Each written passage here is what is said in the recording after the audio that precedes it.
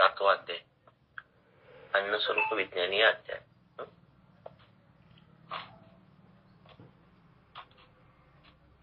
आता अन्न रक्षणाविषयी अध्याय सांगतो.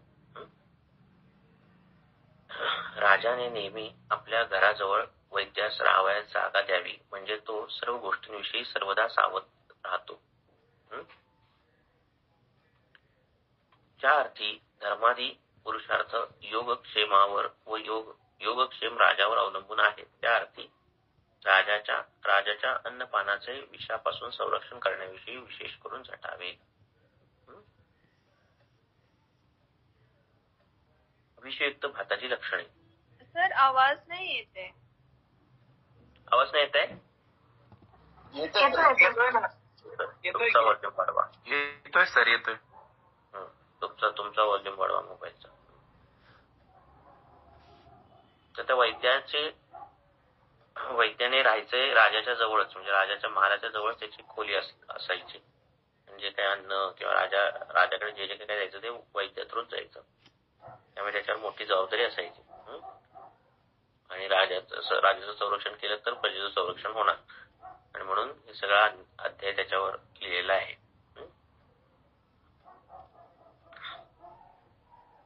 विषयुक्त भाताची लक्षणे येणेप्रमाणे. शिजत असताना त्यात द्रवांश असूनही दाट झालेल्या भाताप्रमाणे त्यातून पेज निघत नाही, तो उशिराने शिजतो. विषयुक्त भाताची लक्षणे. शिजून तयार होताच शिळ्या भातासारखा दिसू लागतो. त्यातून निळसर रंगाची वाफ निघते. तो खाल्ला असता बेशुद्धी, मूर्छा, तोंडास पाणी सुटणे हे विकार उत्पन्न होतात. त्याचे रंग, रूप, वास वगैरे नाहीसे होतात. त्याला मिठाप्रमाणे पाणी सुटते आणि पाण्यावर टाकलेल्या तैलाप्रमाणे त्यावर विचित्र रंगांची झाक उमटते. नाही भातासाठी. विषारी भात असेल तर या गोष्टी दिसतात. व्यवहारात असं काही दिसत असेल तरी तो भात विषारी किंवा तशा पद्धतीचा समजायचा. पण खूप काळ वेळ लागतो शिजायला, अशा पद्धतीचं. तोंडी लावण्याचे पदार्थ लवकर वाळतात व पातळ असणारे मलिन होतात, आणि त्यात दिसणारे प्रतिबिंब बिंबाहून मोठे, लहान आणि निराळ्याच तऱ्हेचे असते किंवा ती मुळीच पडत नाही. त्यांवर फेस, रेषा, तंतू, बुडबुडे उत्पन्न होतात व भेगा पडतात. रायती, मोरांबे, भाज्या, मांसे यांचे द्रवांश आणि घनांश पृथक होतात. त्याची चव बिघडते. काय सांगायचं विचारायचं तर ते करा, डायरेक्ट अनम्यूट करा. हात दिसत नाहीत मला. सुरव्यावर नीलवर्ण रेषा उमटते, दुधावर तांबडी, दह्यावर श्यामवर्ण, ताकावर काळसर पिवळी, तुपावर पाण्यासारखी, मद्यावर आणि पाण्यावर काळी, मधावर हिरवी, तेलावर अरुण रेषा उत्पन्न होते. फळे हिरवी असल्यास पिकतात आणि पिकली असताच कुजतात, काल सांगितलं त्याप्रमाणे. ओली द्रव्ये कोमेजून जातात व वाळलेल्यांचा रंग पालटतो. मृदू द्रव्ये कठीण आणि कठीण द्रव्ये जे ते मृदू होतात. सगळं उलट सुलट होतं. फुलांच्या पाकळ्या गळतात, ती कोमेजतात व त्यांचा वास पालटतो. वस्त्रावर मळकट डाग पडतात व त्याच्या सुताचे तंतू गळू लागतात. कपड्यांच्या धातू, मोती, रत्ने, काष्टे, दगड इत्यादिकांनाही मळकट डाग पडतात आणि त्याची स्निग्धता, स्पर्श विशेष, कांती नाहीशी होते. मृण्मय पात्रामध्ये चकाकी उत्पन्न होते. राजाला मारण्यासाठी येणं तेनं मार्ग वापरायचे. त्याच्या कपड्यांवर विष घालू शकायचे, त्याच्या दंतधावनावर विष घालू शकायचे, त्याच्या जेवणात जर घालता येत नसेल तर त्याच्या अंजनात घालायचे. आणि कुठल्या वेगवेगळ्या मार्गाने घालायचे. आणि वैद्याला ते सगळं माहिती पाहिजे असायचं की कशात विष घातल्यावर ती गोष्ट कशी होते. म्हणून हे सगळ्या गोष्टी आहेत. राजाने माळ घातली तर माळेवर विष असायचं, अंगठी असली तर अंगठीवर विष असायचं. अशाच पद्धतीने विष घालणाऱ्या मनुष्याचे तोंड काळे ठिक्कर आणि कोरडे पडते. जो विष घातलाय तो, त्याची दृष्टी चंचल होते, तो इकडे तिकडे पाहतो, त्याला कंप, घाम सुटतो, तो घाबरून कावराबोरा होतो आणि चालताना बोलताना अडखळतो आणि वरच्यावर जांभा देतो. मी सांगितले की ह्या संप्राप्त्या कशा कृष्णाकडे जातात. चोरी करणाऱ्यांची किंवा अशी ह्या सगळ्या संप्राप्त्याच्या मांसगत संप्राप्ती जाऊन तो घाम येणं, कंप सुटणं अशा पद्धतीचे संप्राप्त. सविष अन्न अग्नीवर टाकले असता तो फार फडफडत. त्या अग्नीवर चटचट आवाज येतो व ज्वालेत एकच वळसा असतो. वेगळ्या प्रकारची फ्लेम निघते. धूर व ज्वाळा मोराच्या कंठाप्रमाणे नीलवर्ण असतात आणि ज्वाळा मुळीच नसते किंवा घाण सुटते. ते जो पदार्थ टाकला त्याला वास घाण येतो. अशा पद्धतीचं विष असेल तर. आता ते अन्न माशांनी खाल्ले असता, आता प्रत्येक वेळी तो वैद्य खाऊ नाही शकत ते अन्न विष हाय का नाही आहे, त्यासाठी ते माशांनी खाल्ले असता ते मारतात. कावळ्यांना शब्द बारीक होतो, कावळ्यांचा आवाज बारीक होतो. ते पाहूनच राघू, पाणकावळा, साळुंकी मोठ्याने ओरडतात. हंस अडखळतो. जीव जीवांस ग्लानी येते. चकोराच्या नेत्रांची आरक्तता नाहीशी होते. क्रची पक्षाला मद येतो. कबुतरे, कोकिळा, कोंबडी, चक्रवाक प्राणीस जे ते प्राण सोडतात. मांजर उद्विग्न होते. वानर हकतो, वानराला टॉयलेट लावते. मोर हर्ष पावतो व त्याच्या दृष्टीचा विषाचा जोर कमी होतो पण मोर ठेवायच्या आजूबाजूला घराच्या. या प्रकारे विषयुक्त अन्नाची परीक्षा करून ते अशा ठिकाणी टाकून द्यावे की त्याच्या योगाने शूद्र जीव देखील मरणार नाहीत. तर विष जर आपल्याला एखादा पदार्थ आपल्याला जर विषयुक्त असेल तर त्या प्राण्याला तो असेलच असं नाही. त्यामुळे मांजर काय मरत नाही त्या विषाने. ते उद्विग्न होतं. वानर पण काय मरत नाही. मोराला पण काय होत नाही. किंवा नाही तर पोपट नाही तर पोपटाला पण काय होत नाही. हे बघा, राघू लिहिले, राघू, पाणकावळा, साळुंकी मोठमोठ्याने ओरडतात, म्हणजे ते मरत नाहीत त्या विषाने. त्यांच्यासाठी ती विष जे आहे ते विष नाही, त्यांच्यासाठी तो वेगळा पदार्थ असेल. लक्षात.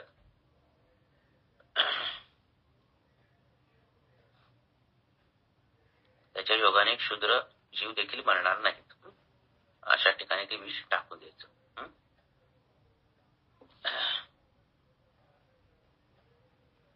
हे रस, गुण, वीर्य, विपाक हे जे आहेत कुठल्याही द्रव्याचे ते आपल्या माणसासाठी आहेत.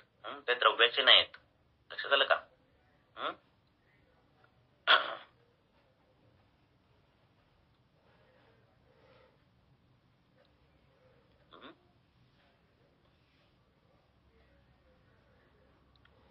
विषयुक्त अन्नाचा स्पर्श केला असता कंडू किंवा सर्वांगाचा किंवा एकदेशी दाह, ज्वर, शूल, फोड, मोरी, स्पर्श शून्यता, नख, केस यांचे गळणे, सूज हे विकार होतात. विषयुक्त अन्नाचा स्पर्श केला असता. लक्षात. सर्वांगाचा एकदेशीय दाह, शोथ हे सगळं होतं. ज्वर, शूल, फोड, स्पर्श शून्यता, नख, केस यांचे गळणे, सूज हे विकार होतात. त्याचवर विषग्न औषधांचा परिक्षेक, अभ्यंग इत्यादिकांची योजना करावी. वाळा, चंदन, पद्मकाष्ठ, कायफळ, ताळीसपत्र, कोष्ठ, गुळवेल आणि तगर यांचा लेप करावा. काय काय ट्रीटमेंटमध्ये कृमींची ट्रीटमेंट, विषाची ट्रीटमेंट ही एक पार्ट ठेवायचा ट्रीटमेंटमध्ये. कारण हे दोन गोष्टी राहतात चिकित्सेमध्ये, कृमी आणि विष. त्यामुळे त्याचा विचार प्रत्येक वेळी करायचा.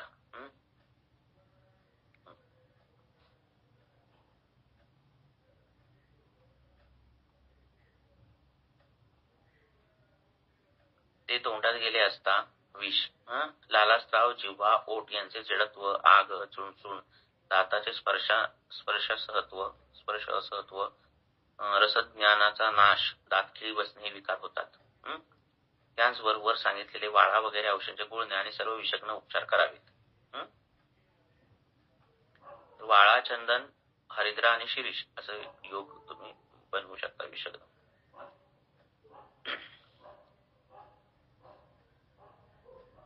ते पोटात गेले असता, विष जे आहे ते पोटात गेले असता स्वेद, मूर्छा, पोट फुगणे, अंमळ येणे, भ्रम, रोमांच, वांती, दाह, डोळे ताटणे, पुरात बांध असणे व अंगावर गांधी येणे हे विकार होतात. पक्वाशयात गेले असता अनेक रंगांची वांती, मूत्रोत्सर्ग, रेच, तंद्रा, उदर, पांडुवर्ण, कृशत्व, बलहानी हे विकार होतात.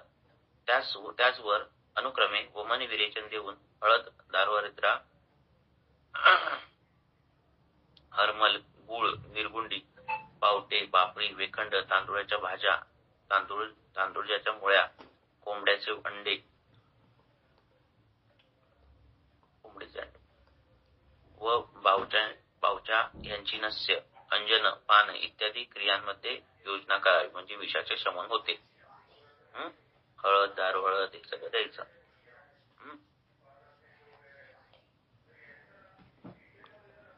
विषभक्षण केलेल्या मनुष्याचे ऊर्ध्वांग शोधनानंतर हृदयाचे अर्थात आमाशयाचे शोधन करण्याकरता लागलेच सूक्ष्म ताम्रचूर्ण मधाबरोबर द्यावे.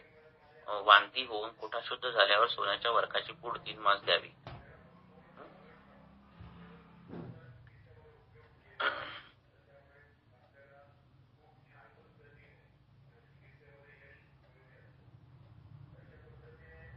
कोणाला काय सांगायचंय का? पद्मपत्रावर जसे पाणी चिकटून राहत नाही तसे सुवर्ण भक्षकाच्या अंगाला विष चिकटून राहत नाही. सूक्ष्म ताम्रचूर्ण भस्म नाही, तांबडचूर्णच आणि सोन्याचं पण चूर्णच. अगदी श्लक्ष्ण म्हणजे जसं सोन्याचं पत्रा हे असतं ना, ते तेवढं पातळ आणि ते खलून त्याचं चूर्ण अशा पद्धतीचं घ्यायचंय. भस्म नाही वापरायचं इथं, भस्म न वापरता चूर्णच द्यायचं. भस्माचं ट्रान्सलेशन करतात लोक, भस्म नाही चूर्णच अपेक्षित आहे. तांब्याचं पण आणि हे एकदम श्लक्ष्ण असलं पाहिजे. एकदम श्लक्ष्ण म्हणजे सोन्याचं वर्क लावत नाही मिठाईंना तेवढं. त्याचे टिकेत पण चूर्णच आहे, भस्म नाही.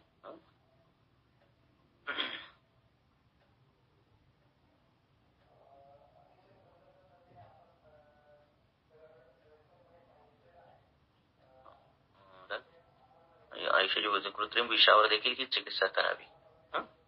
इथं विषपर्यंत काय प्रॉब्लेम आहे का? विषापर्यंत पुढे विरुद्ध येतोय.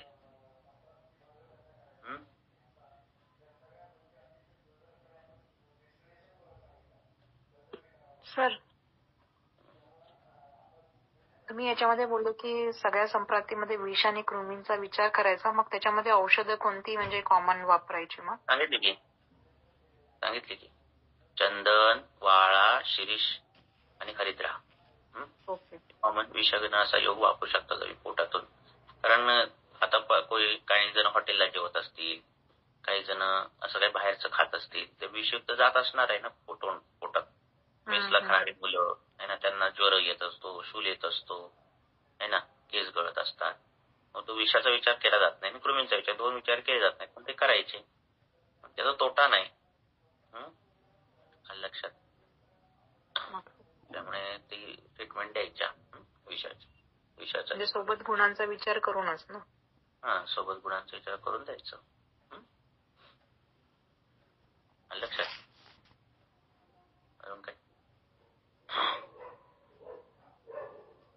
कोणाला काय विचारायचंय का?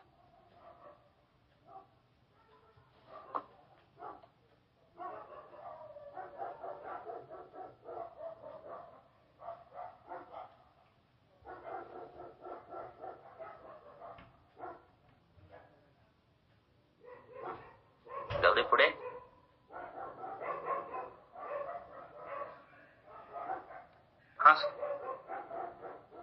हो सर.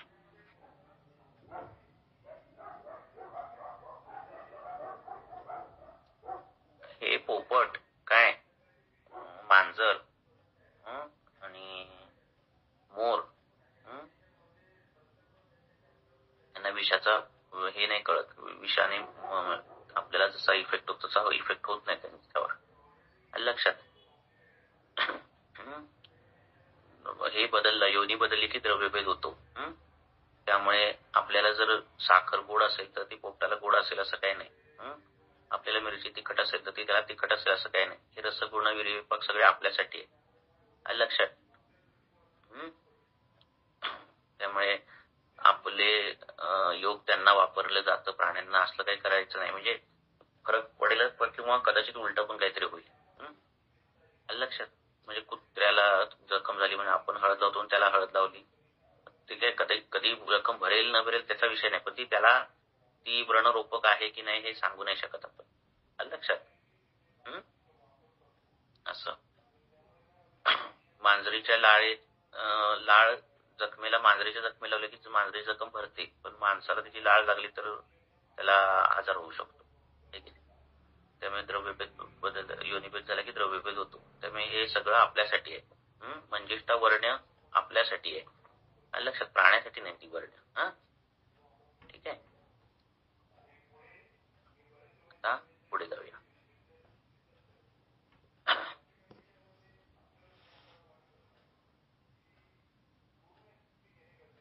विरुद्ध आहाराचे परिणामही विषयासारखे होतात.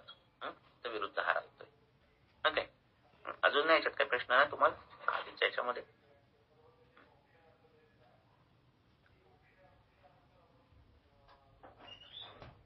अनुपमांस हे उडीद, मध, दूध, मोडले धान्य, भिशी, मुळा, गुळ यापैकी प्रत्येकाशी विरुद्ध आहे.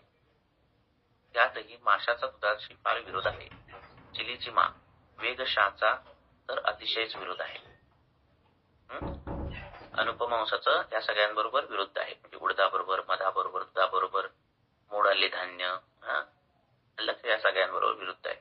लक्षात, मूळ गुळाबरोबर. दुधाचा आंबटाशी आणि सर्व फळांशी विरोध आहे. तसेच कुळीथ, वऱ्याचे तांदूळ, राळे, वाल, मटक्या यांच्याशी ते विरुद्ध आहे. कोण? दूध. कुळथाचं, वऱ्याचे तांदूळ, राळे, वाल आणि मटकी यांच्याशी ते विरुद्ध आहे. शाक वर्गातील मुळा आणि तदनंतर सांगितलेल्या सर्व भाज्या यांना हरितक म्हणतात. यापैकी कोणताही पदार्थ खाल्ले असता वर दूध पिऊ नये. लक्षात, म्हणजे जेवणामध्ये असं काही खात असेल वरून दूध पिलं तर ते विरुद्ध होतं. नंतर साळी, रानडुक्कर यांच्या मांसाचा संयोग विरुद्ध आहे, म्हणून ती एका काळी खाऊ नये. दह्याबरोबर कोंबडा व हरिण खाऊ नये. एक विचारायचं, लसूण शिरपाक आपण सांगितलेला आहे ना, तो उपयोगी आहे.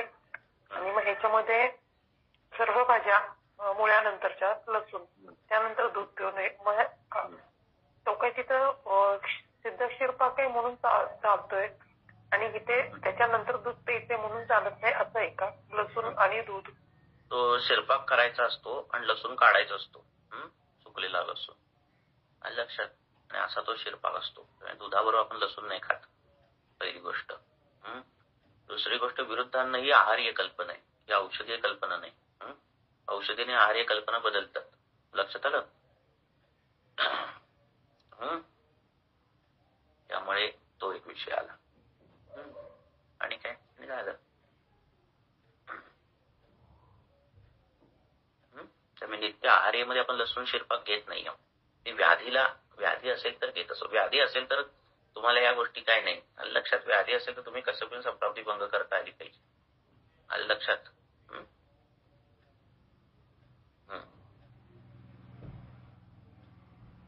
हे आहार्य चालू आहे सगळं. विरुद्धाने आहार्य कळतंय ना काय बोलतोय ते?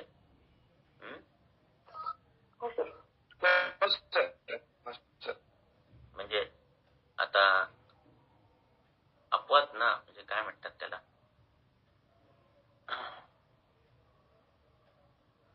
डोक्यावरून गरम पाणी घ्यायचं नसतं, है की नाही? हे स्वस्त होते, हे सूत्रस्थानात झालं.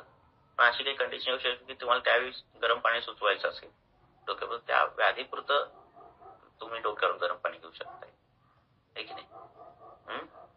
असं लक्षात आलं का?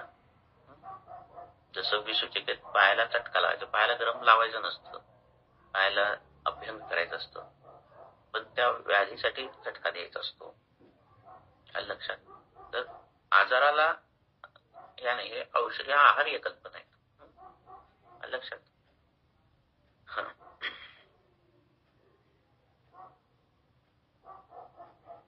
म्हणजे तिथे विरुद्ध नाही तसं नाही, पण तिथे दोष समोरच्या असे असते की तिथे ती संयोग महत्वाचा असतो तिथे. आलं लक्षात? असं.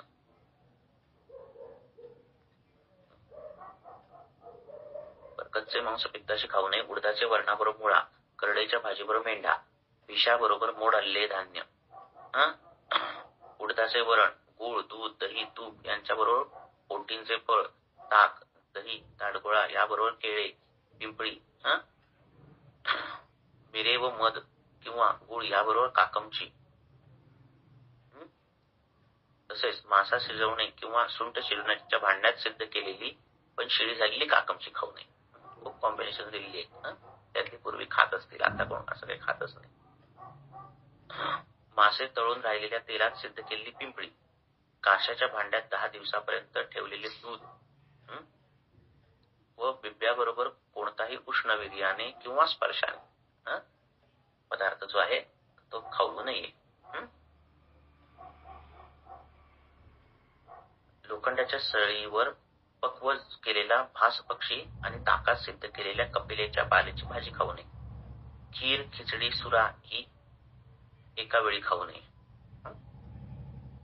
मध, तूप, वसा, तेल, पाणी यापैकी कोणत्याही दोहोंचा, तिघांचा, चौहोंचा, पाचांचा समभागाने मिलाप परस्पर विरुद्ध आहे. कळालं? तूप आणि मध, तूप आणि वसा, तेल आणि मध असा दोहोंचा, तिघांचा, पाचांचा समभागाने म्हणजे समान भागाने तो परस्पर विरुद्ध आहे.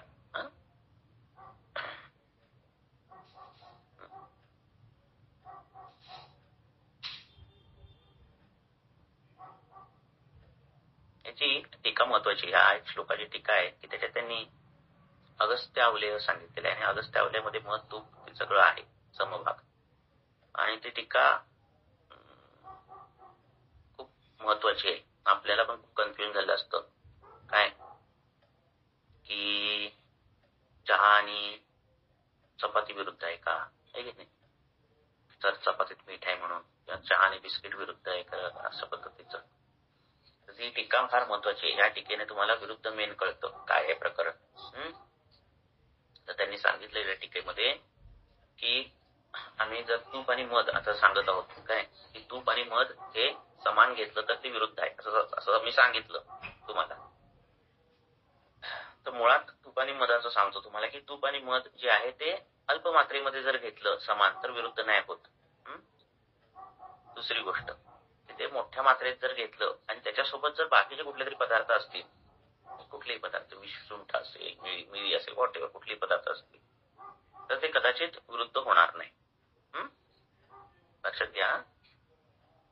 किंवा तूप आणि तेल किंवा वॉटेवर कुठलेही पदार्थ असतील आणि त्याच्यात बाकीचं काहीतरी कुठले तरी आणि 4-5 पदार्थ असतील तर ते विरुद्ध या संकल्पनेत बसत नाही. का बसत नाही? तर त्याच्यात संयोग प्रभाव येतो दुसऱ्या पदार्थांचा आणि त्यामुळे त्याच्यातलं विरुद्धत्व जातं. कळालं का? त्यामुळे चहा आणि चपाती विरुद्ध आहे का? असेल पण नसेल पण दूध आणि मीठ विरुद्ध आहे. लक्षात येते तुमच्या काय बोलतोय ते मी. पण जनरली स्टेटमेंट करतो. सर्वसामान्यांसाठी ठीक आहे ती स्टेटमेंट की चहा चपाती विरुद्ध आहे, खाऊ नका, ठीक आहे, त्यात काही वाद नाही. पण ऍज अ वैद्य जे आपण हे विचार करतो ते हा बारकावे आहेत त्याच्यात. कारण चहा म्हणजे दूध नव्हे. चहा वेगळा, दूध वेगळं. तसंच सगळं तशाच या सगळ्या गोष्टी. कारण तुम्ही मध आणि तुपाचं चाटण असं थोडं देत असाल, काळी मिरी किंवा काही वाटेवर कुठलाही पदार्थ देत, ते काही विरुद्ध नाही. मध असं वाटीभर, तूप असं वाटीभर आणि त्याचा संयोग केला तर ते विरुद्ध आहे असं टीकेत दिलेलं आहे. माझं काही स्वतःच्या मनाचं नाही. ओके, एवढे करेक्शन का कुठं कुठं सोशल मीडियावर हे करताना थोडं चाटण असेल तर काय नाही होत. त्याचं प्रमाणाचं पण महत्व आहे.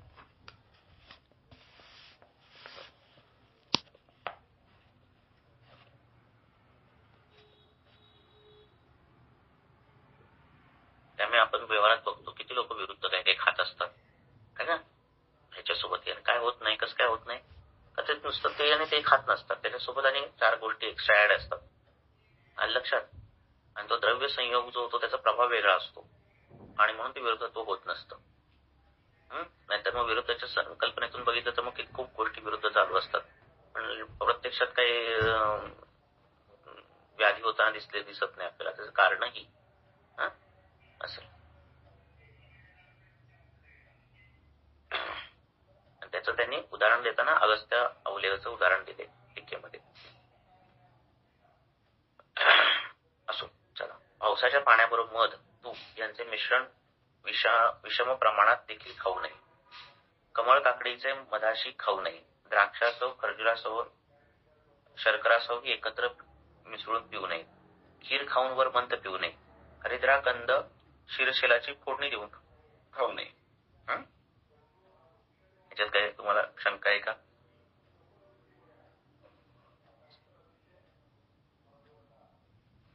कन्फ्यूज काय वाटतंय का? नाही ना?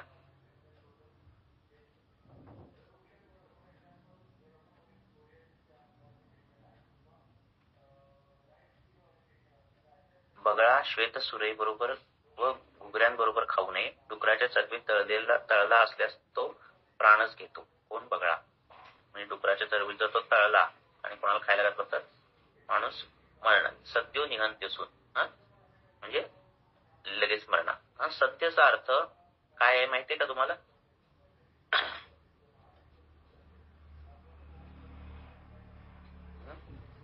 लगेच सत्यचा अर्थ लगेच आहे. काय लगेच मरणार म्हणजे कितीतरी?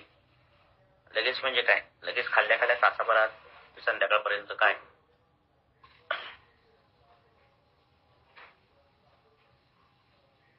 काय माहितीये कोणाला?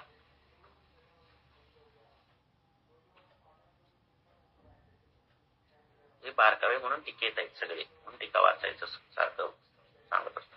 टीका वाचले की कळतंय सगळं. विरुद्ध काय आहे, तूप मध्ये विरुद्ध आहे, किती मात्रेत विरुद्ध आहे, कशासोबत खाल्लं की विरुद्ध नाही, ते सगळं त्याच्यात आहे.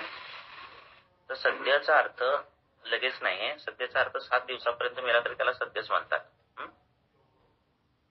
7 दिवसापर्यंत मेला तरी त्याला सध्यच म्हणतात.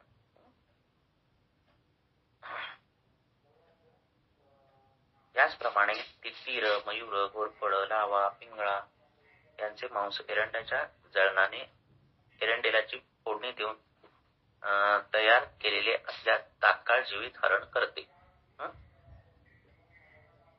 काय प्रश्न आहेत का तुम्हाला सुहास सर? नाही सर.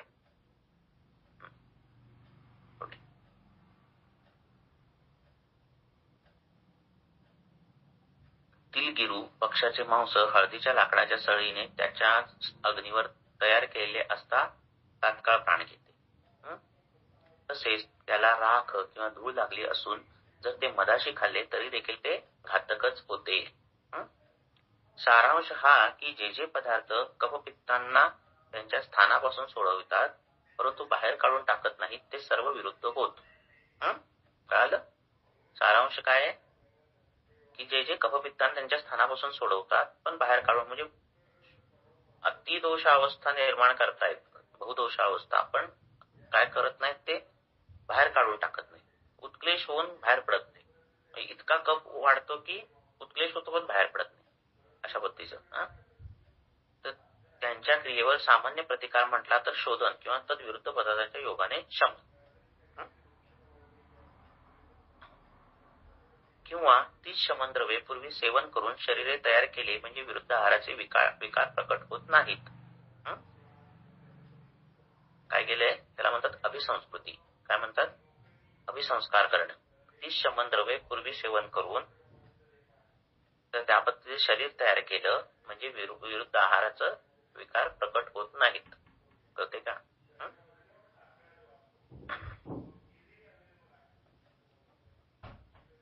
व्यायाम करणारे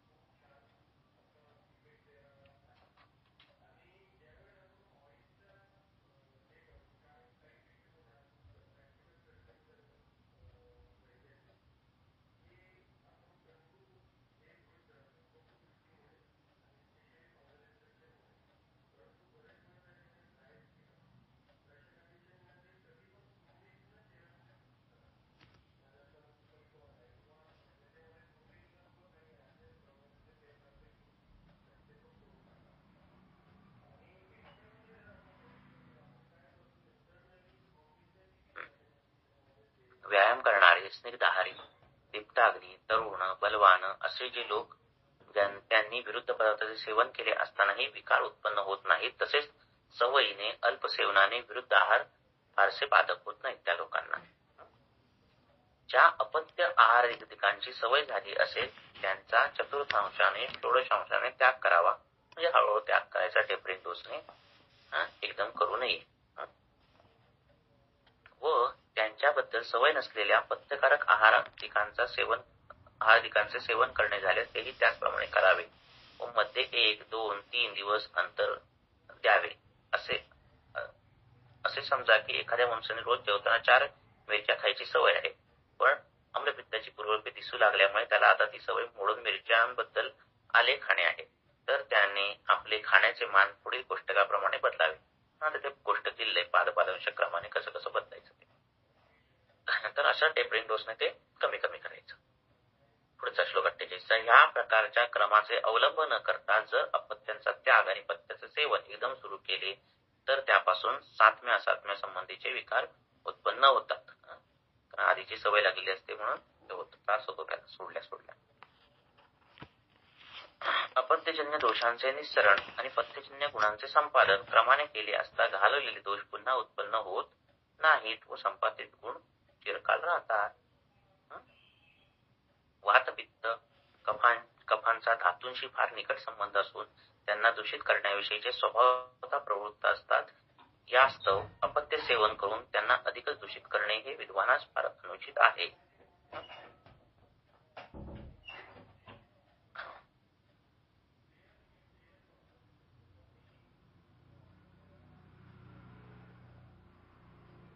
आहार, निद्रा, मैथुन यांचा योग्य उपयोग केल्यास ते घरास जसे खांब असतात तसे शरीरास आधारभूत होतात. यापैकी पहिला आहार त्याचे वर्णन मागे केले आहे व पुढेही त्या प्रसंगी केले जाईल. निद्रायतम सुख दुःखम पुष्टिपाश बलाबलम. सुख दुःख, पुष्टता, कृशता, शक्ती, अशक्तपणा, पुरुषत्व, षंडता, ज्ञान, अज्ञान, जीवित, मरण ह्या सर्व गोष्टी निद्रेवर होतात.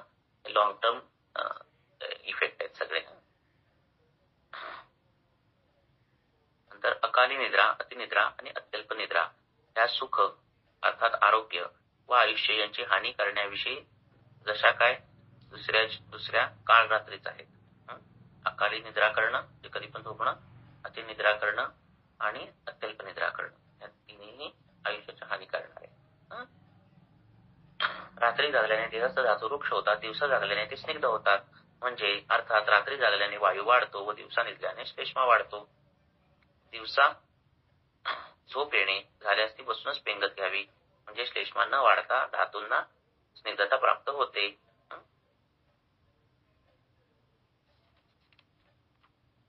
ग्रीष्म ऋतूत वायूचे संचय असल्याने आदानाने हवा वृक्ष झाल्यामुळे व रात्र लहान असल्यामुळे दिवसा निजणे हितकर होय ग्रीष्म ऋतूत. व इतर ऋतूत मात्र दिवसा निजल्याने कफत पित्तांची वृद्धी होते. परंतु भाषण करणे, अश्वाधिकांवर बसणे, मार्गक्रमण करणे, ओझे वाहणे इत्यादी व्यापाऱ्यांनी किंवा क्रोध, शोक, भयादिकांनी जे शांत झाले असतील त्यांनी श्वास उचकी, अतिसार, क्षय, उरक्षत, शूल, तृष्णा, अजीर्ण, अभिघात हे विकार झाले असतील. जे वृद्ध, बाल, उन्मत्त, अशक्त असतील किंवा ज्यांना त्याची सवय असेल त्यांनी दिवसा निजणे हितकारक होय. कारण तसे केल्याने त्यांचे धातू समान स्थितीत राहून श्लेष्मा त्यांचा देह पुष्ट करतो. प्रश्न नाही ना कोणाला काय? आज काही प्रश्न नाहीत कोणाला काय? ज्यांच्या शरीरात मेधाचा संचय फार आहे व जे कफ प्रकृती आहेत व जे नित्य स्निग्ध आहार करतात त्यांनी ग्रीष्मात देखील दिवसा निजू नये. त्यांना विषबाधा, कंठरोग झाला असेल त्यांनी तर रात्री देखील कदापि निजू नये.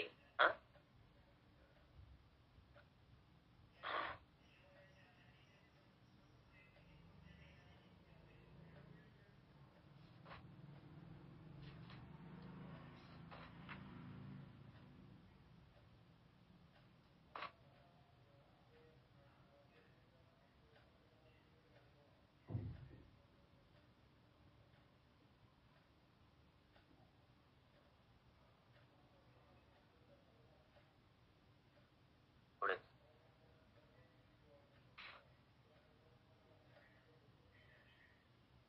अकाली शयन केल्याने मूर्छा, ज्वर, उलसरपणा, थंडी, भासणे, पिनस, शिरपीडा, सूज, मळमळणे, केशवाहिन्यांचा अवरोध आणि अग्निमांद्य हे विकार उत्पन्न होतात. त्यावर लंघन, वमन, स्वेदन, नस्य यांची योजना करावी. अतिनिद्रेवर तीक्ष्ण वमन, अंजन, नस्य, लंघन, चिंता, मैथून, शोक, भय, क्रोध यांची योजना करावी. या सर्व गोष्टी कफाचा अत्यंत ऱ्हास करून निद्रानाशास कारणीभूत होतात.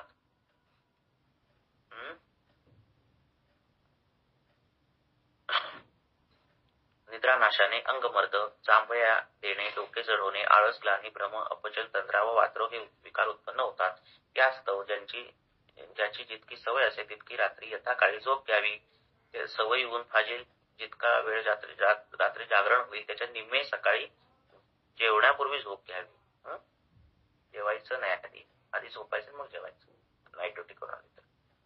ज्यांना झोप चांगली येत नसेल त्यांनी दूध, मद्य, मांसरस, दही, अभ्यंग, उठणे, स्नान, डोक्यास तेल जिरवणे, कानात तेल सोडणे, डोक्यावर गळ्या ठेवणे इत्यादिकांचे सेवन करावे.